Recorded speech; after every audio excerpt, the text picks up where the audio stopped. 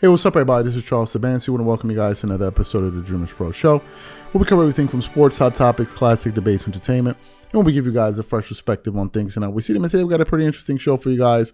But before we get into it, please make sure you like the video and subscribe to the channel. So we're going to be talking a little bit more about Nikola Jokic and these boys. Nikola Jokic right now is looking like one of the 2 or 3 best players in the entire world. I think if you poll most people will say that the 3 best players in the world right now, arguably, are Giannis Antetokounmpo, Nikola Jokic, and then from there you can kind of play around with it. It could be Joel Embiid, who just won the MVP. It could be Stephen Curry, whoever you want. But for sure, those 2 names have to be mentioned.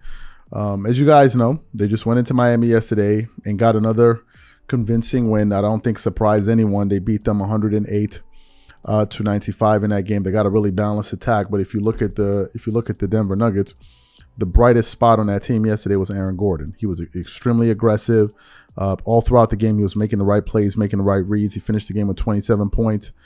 He only had 2 turnovers, 1 steal, 6 assists, making the right plays, as I said, 7 rebounds. He shot 2 or 3 from the free throw line. He made 3 out of his 4 3-point attempts, and he made 11 out of his 15 shots to shoot 73% from the field. Nikola Jokic did Nikola Jokic things. Had 23 points, 12 rebounds, 3 blocks, which is huge for him.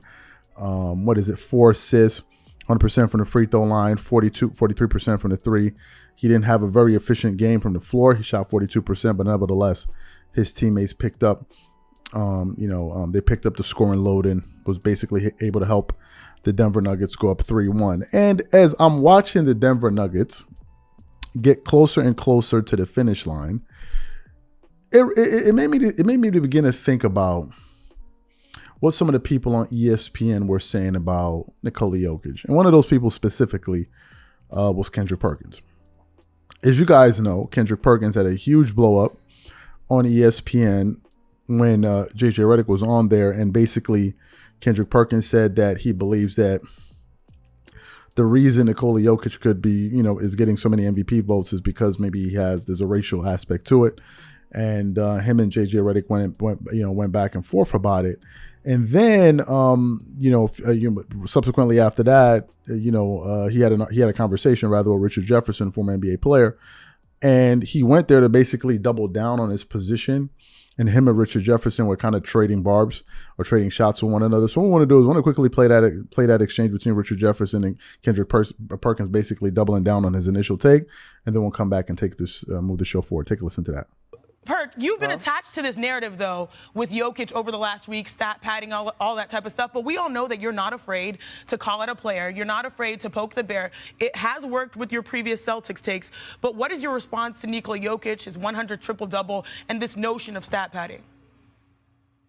Well, first of all, congratulations to him, Ari. Second of all, a hit dog will holler. And I'm not telling any lies. And Shanae and Richard, if you sit up there and disagree with me that these things don't take place in the locker room or on the floor at times when guys are reaching certain milestones or having a chance to hit double-doubles or triple-doubles, then y'all not being honest with yourselves. I've been part of locker rooms, and I was one of those guys as well. And it's okay. It's okay. It's no knock on Jokic and what he brings to the table. We're not saying that he's not one of the most skilled bigs to ever play the game of basketball. But I do recall when Russell Westbrook was averaging a triple-double for 4 years when he was doing it, it was a lot of, hey, man, look at Steven Adams boxing out and Russ going to grab the rebounds. And it's okay. Like, it happens. Let's not act like it don't exist in the NBA world.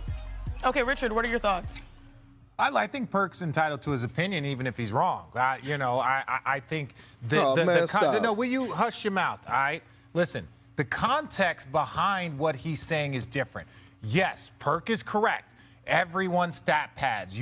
I played with Jason Kidd, and he wanted those triple doubles. If you go and look at the Nuggets and the way that they play, Jokic never gets a hockey assist. He never makes the pass that leads to the pass. When he throws that ball, they shoot the ball. And look, but this is the difference, and where I will give Jokic credit. They're 24-0 when he gets a triple-double. He should go try and get a triple-double, right? He should go try and get a triple-double, right? Because he's not hurting his team. They're undefeated. They're batting 1,000 when he gets a triple-double. Then we're going to add one more layer to this. The last time that the Nuggets weren't in first place in the West, and you see how tight it is in that middle, the last time they weren't first place was December 19th. So it's been like 2 months. So they've held the lead in first place in the Western Conference for 2 months, and every time he gets a triple-double, he wins. Yes, stat padding goes on. Is he trying to get triple-doubles? Yes. Mainly because they win every damn time he does. Okay. So, I don't understand what you're talking about. And, RJ, I'm not saying that had nothing to do. When I made that comment, had everything to do with the MVP conversation. Okay, that's a different conversation. Right? Now let's have this up.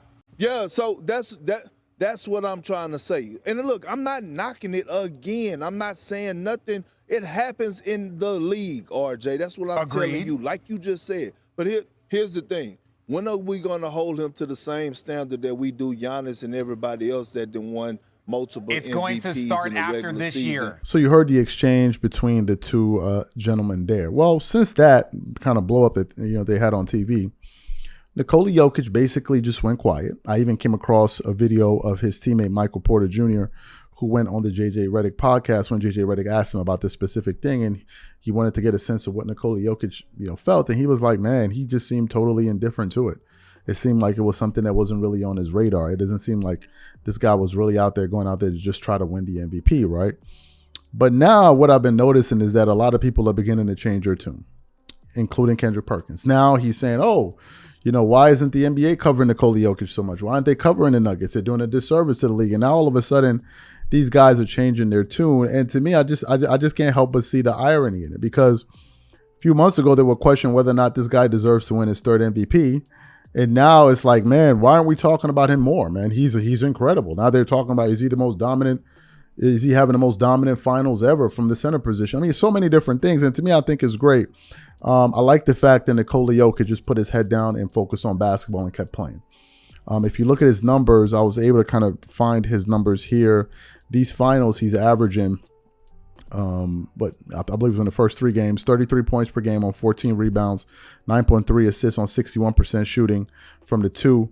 61% shooting from 2, 44.3% shooting from the 3, 85.7% shooting from the free throw line, and he was the first player in finals history with a 30-20-10 triple-double. So he is putting up historical numbers, and now all indications are pointing to the Denver Nuggets capturing their first title. And to me, I think it's going to be interesting going into next season, see if ESPN and these guys are going to cover the Nuggets more. I don't think so. I think they're going to be going back to covering the teams that they normally cover.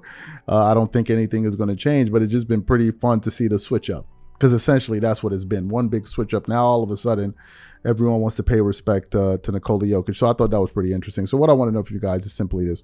Do you think ESPN and these guys are going to finally start seeing the light and changing their tune on Nikola Jokic and covering him and his team a lot more next season? Or do you think that no, they're talking about him now because he's a thing to talk about, but next season they're going to go back to business as usual? Whatever you guys think, please leave your thoughts and comments in the comment section, and we catch you on the next show. Peace.